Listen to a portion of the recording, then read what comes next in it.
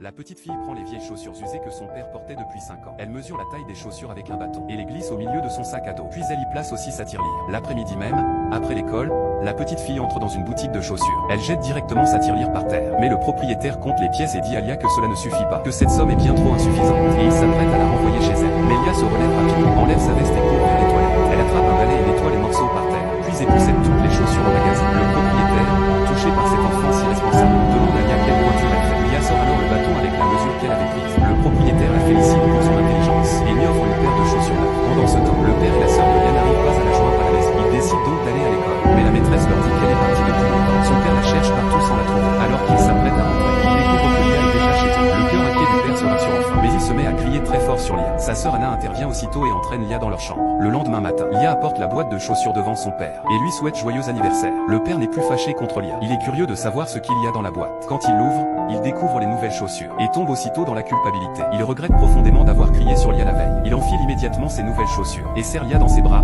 heureux. Mais Anna semble préoccupée car elle sait que son père est malade et qu'ils n'ont pas assez d'argent pour le soigner. Ce jour-là, elle va jusqu'à l'entreprise de son grand-père, mais ne mentionne pas la maladie de son père. Elle supplie son grand-père, si jamais quelque chose m'arrivait, prenez soin de mes 2 filles. Le père pense qu'il a échoué dans la vie et que sa belle-fille l'a envoyé demander de l'argent. À cet instant, il ne veut plus parler à son père. En partant, il lui dit simplement que sa femme est morte en couche il y a 8 ans. Quand le père comprend enfin, son fils a déjà disparu depuis longtemps. Il tenait un gâteau à la main, prêt à rentrer à la maison. Mais soudain, sa maladie empire et il perd l'équilibre et tombe au milieu de la route. À ce moment-là, une voiture arrive. Il est violemment heurté, tandis que les 2 sœurs, à la maison, continuent d'attendre leur père. Mais c'est la police qui arrive finalement. Les 2 sœurs s'étreignent en sanglots. Après avoir enterré leur père, Anna décide de partir retrouver leur grand-père qu'elles n'ont jamais connu. Pendant ce temps, le riche père apprend la mort de son fils dans le journal. Une immense douleur remplit son cœur. Il part immédiatement avec ses assistants chercher ses petites filles. Quand les 2 sœurs arrivent à la gare routière, Anna réalise qu'elle a perdu son portefeuille. Elle demande à Lia d'attendre sur place et retourne le chercher. Mais Lia la suit discrètement. Soudain, une voiture déboule à pleine vitesse.